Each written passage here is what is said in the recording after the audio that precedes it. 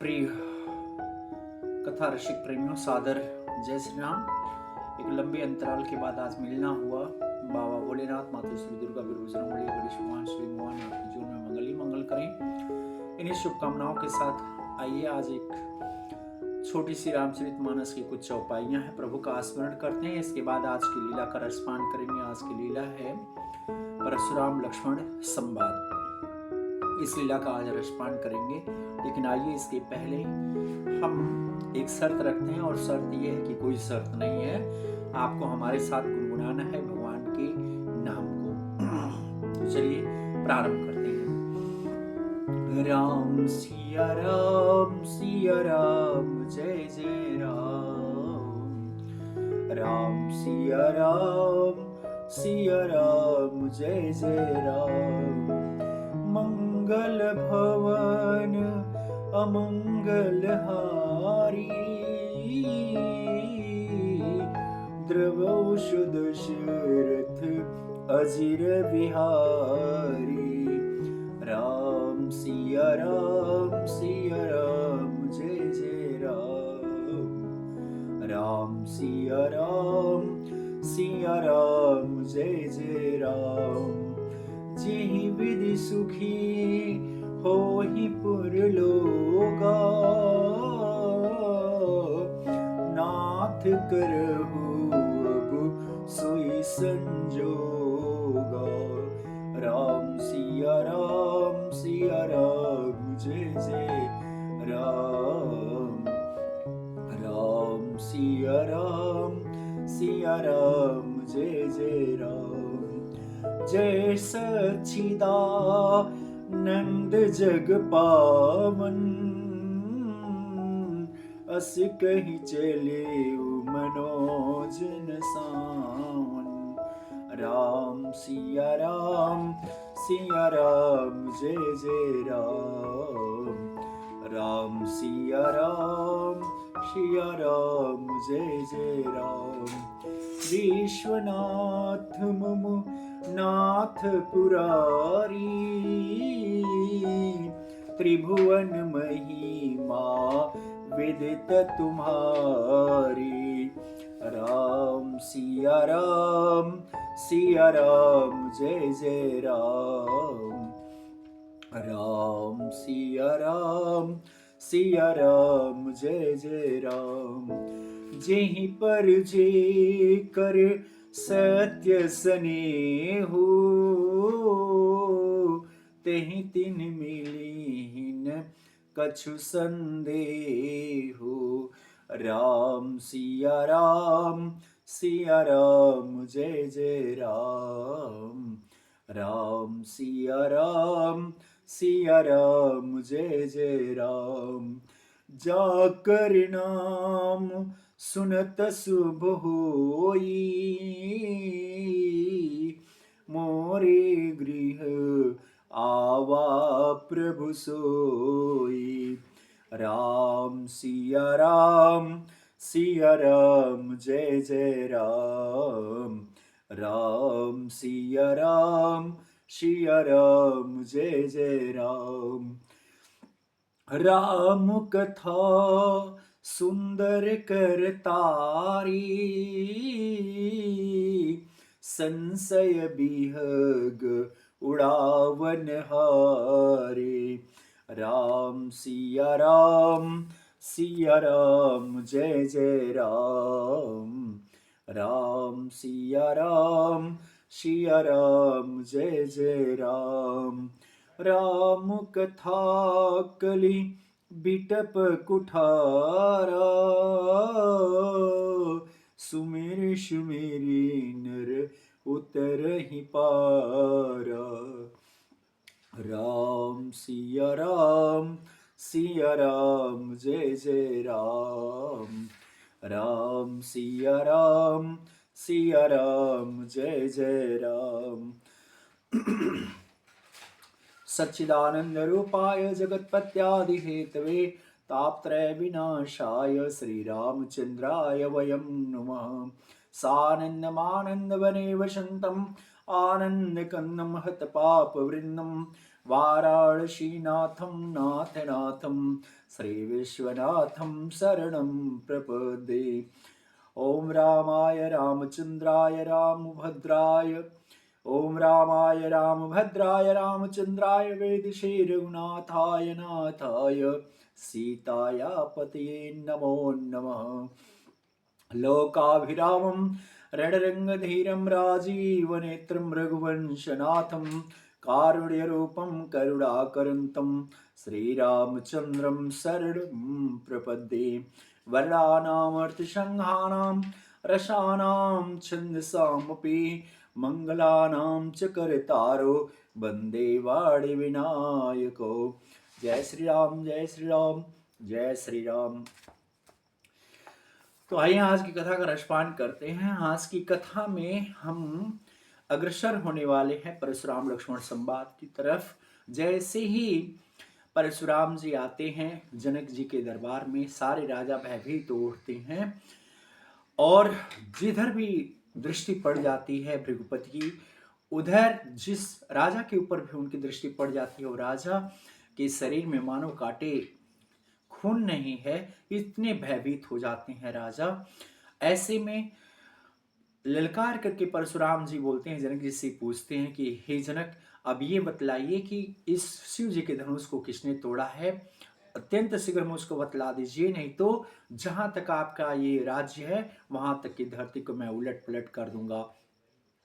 जनक जी की इस दशा को देख करके राघवेंद्र सरकार बड़े ही व्यथित होते हैं और मन ही मन सोचते हैं अपराध तो मेरा है। फिर इस तरह से हमारे ससुर जो जनक जी हैं उनको भृगुपति जो हैं वो भला बुरा कह रहे हैं। इसलिए राघवेंद्र सरकार अपने मन में विचार करके आगे बढ़ते हैं और परशुराम जी से बोलते हैं कि हे नाथ, आपके इस शिव जी के धनुष को भंजन करने वाला, इस पे चाप चढ़ाने वाला आपका कोई दासी होगा। कहिए इस दास के लिए आपका क्या आदेश है, क्या आज्ञा है।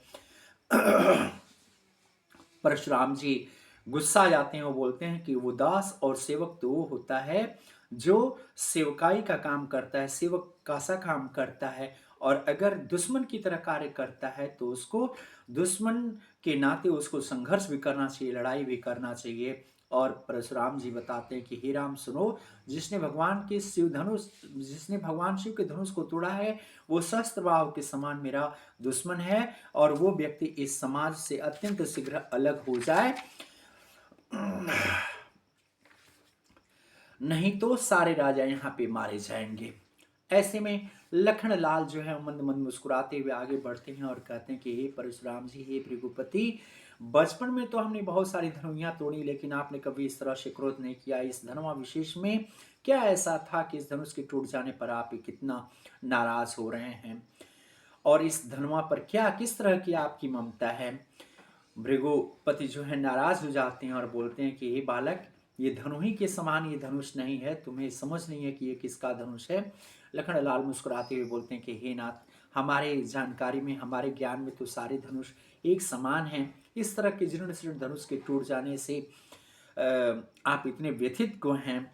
भगवान श्री रामचंद्र जी ने तो इसे मात्र स्पर्श किया और स्पर्श करने मात्र से ही धनुष टूट गया। इतने पे परशुराम जी बहुत ज्यादा क्रोधित हो जाते हैं और अपने फरसे की तरफ देख करके बोलते हैं कि रिश्वट ही दुष्ट, तुमने मेरा स्वभाव कभी सुना नहीं। बालक जान करके मैं तुम्हें मार नहीं रहा हूं। मेरी मर्यादा को, मेरे शौर्य को, मेरे पराक्रम को केवल संत मुनि ही जानते हैं। तुम्हें मेरे बारे में कुछ पता नहीं है। मैंने अपनी भुजाओं के बल से पृथ्वी को कई बार जो है राजाओं से हीन कर दिया। मेरी भुजा जो है सहस्त्रबाहु को मारने वाली है। इस फर्श से मैंने सहस्त्रबाहु तक को मार डाला है। लक्ष्मण लाल इस तरह के पराक्रम का वर्णन करते हुए देख करके भृगुनाथ को फिर मुस्कुराते हुए बोलते हैं कि आप भी तो बार बार मुझे फरसा दिखा रहे हैं और ऐसा लगता है कि मानो आप फूंक करके इस पर्वत को उड़ाना चाहते हो। तो यहाँ भी सुन लीजिए कि हे परशुराम जी, यहाँ पर भी कोई मैं कुमड़े की बतिया के समान नहीं हूं कि तर्जनी दिखाने से मैं मर जाऊंगा। पर फिर लखनलाल बोलते हैं कि हमारे कुल में, हमारे खानदान में, हमारे रघुवंशी जो हम हैं, हम अपने खानदान में देवता, ब्राह्मण, भगवान के भक्त और गौ पर, इन पर कभी हम हाथ उठाते नहीं हैं। और आपको इस फरसे से ज़्यादा तो व्यथित कर देने वाली आपकी बाणी है। हे भृगुनाथ, आप व्यर्थ ही में धनुष और बाण धारण किए हुए हैं, कुठार लिए हुए हैं, इनसे कहीं घातक तो आपकी बाणी है। इतने पे भृगुपति जो हैं वो बहुत ज़्यादा नाराज हो जाते हैं और गुरु विश्वामित्र से कहते हैं कि हे विश्वामित्र, ये जो बालक है ये निश्चित रूप से बहुत मंद बुद्धि का है और ये लगता है कि अपने कालवश में हो गया है।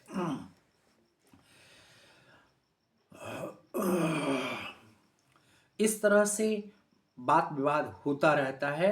इतने में विश्वामित्र जी बोलते हैं कि हे भृगुनाथ, बालक के इस अपराध को आप क्षमा कीजिए। जो बड़े बुजुर्ग लोग होते हैं वो बालक की तोतली बातों को सुन करके उनसे आनंदित होते हैं, न कि व्यथित होते हैं। इसलिए इस बालक को आप जो है वो माफ कर दीजिए, क्षमा कर दीजिए। और इसी बीच में राघवेंद्र सरकार जी जो है वो भी निवेदन करते हैं कि हे भृगुनाथ, हे भृगुपति, आपके इस वीर रस के सौंदर्य को देख करके लक्ष्मण ने कुछ इस तरह का वार्तालाप आपके साथ कर डाला।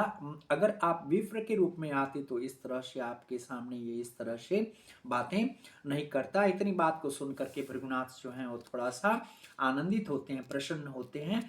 फिर लखनलाल थोड़ा सा मौका पा करके फिर मुस्कुरा उड़ते हैं और लखनलाल की मुस्कुराहट जो है वही भृगुनाथ को बहुत ज्यादा कुपित करती है। फिर राघवेंद्र सरकार उन्हें समझाते हैं, कहते हैं कि हे नाथ, राम कहे ऋष तजिय मुनिसा कर कुठार आगे या सीसा। राघवेंद्र सरकार बोलते हैं कि हे भगवान, हे भृगुनाथ, आपका अगर इच्छा यही है कि आप इसका बदला लें, धनुष भंग का बदला लें, धनुष भंग करने वाले के साथ आप न्याय करें, तो मेरा शीश आगे है, क्योंकि मैंने इस धनुष पर प्रत्यंचा चढ़ाई है, मैंने इस धनुष को तोड़ा है, सो मेरा शीश आगे है और आपके हाथ में आपका कुठार है। आप मेरे शीश को जो है भंग कर दीजिए, मेरे शीश को जो चाहे आप कर सकते हैं, मेरा शीश आपके चरणों में है। जिस तरह से आपका गुस्सा जाए वही अपना सेवक, अपना अनुचर जान करके आप मेरे साथ व्यवहार कीजिए। फिर राघवेंद्र सरकार बताते हैं कि हे परशुराम जी, हर तरह से आप हमसे श्रेष्ठ हैं, हमसे बड़े हैं। बताते हैं कि राम मात्र लघु नाम हमारा, परशु सहित बड़ा नाम तुम्हारा। बताते हैं कि हे भृगुनाथ, मेरा नाम तो सिर्फ राम है और आपका नाम तो परशुराम है। जिसका नाम बड़ा होता है वही बड़ा कहाता है। हमारे धनुष में राघवेंद्र सरकार बताते हैं कि सिर्फ एक गुण है और आपके पास तो 9 गुण हैं। इस प्रकार हम सब तरह से आपसे हारे हुए हैं और इसलिए हे विप्र, मेरे अपराध को आप क्षमा करिए। और बताते हैं राघवेंद्र सरकार कि छुअते ही टूट पिनाक पुराना, मैं कि हेतु करो माना। छूते ही ये धनुष जो है पिनाक धनुष टूट गया, मैं किस हेतु से अभिमान करूं। लेकिन मैं अभिमान के बस कोई बात नहीं कर रहा हूं। हे परशुराम जी, मैं अपने कुल की कोई प्रशंसा नहीं कर रहा हूं, लेकिन एक बात आपको समझा दे रहा हूं कि कहूं सुभाय न कुल ही प्रशंसी, कालहु डरहि नरन रघुवंशी। हमारे कुल का, हमारे खानदान का एक ही लक्षण है कि अगर हमें कोई ललकारता है तो हम रण में किसी से डरते नहीं हैं, निश्चित रूप से हम उसका सामना करते हैं। इतने में परशुराम जी को यह आभास हो जाता है कि निश्चित रूप से कोई सामान्य व्यक्ति नहीं है, ये तो लग रहा है कि नारायण के साक्षात अवतार हैं। और प्रभु श्री राम की परीक्षा लेने के लिए परशुराम जी जो है अपने धनुष बाण को दे देते हैं और बोलते हैं कि राम रमापति करधन लेहु खैचो चाप मिटे संदेह। बोलते हैं कि हे राम, हे लक्ष्मीपति, धनुष को हाथ में लेकर लीजिए और इसे खींचिए जिससे मेरा संदेह मिट जाए। इतना कर करके धनुष बाण राघवेंद्र सरकार को देते हैं और जैसे ही राघवेंद्र सरकार उस पर प्रत्यंचा चढ़ाते हैं तो जाना राम प्रभाव तब पुलक प्रफुल्लित गात, जो रिपानी बोले बचन हृदय न प्रेम अमात। बोलते हैं परशुराम जी पहचान जाते हैं कि तो निश्चित रूप से नारायण हैं। और इस तरह से राघवेंद्र सरकार का अनुनय विनय करने के बाद परशुराम जी जो है महेंद्र पर्वत की तरफ प्रस्थान कर जाते हैं, क्षमा मांग करके। आज की कथा बस इतनी सी ही। आगे की कथा में हम पुनः मिलेंगे, तब तक के लिए आप सभी से सादर जय श्री राम। राघवेंद्र सरकार आपके जीवन में मंगल ही मंगल करें, शुभकामनाओं के साथ आज की कथा यहीं संपन्न करते हैं। जय श्री राम।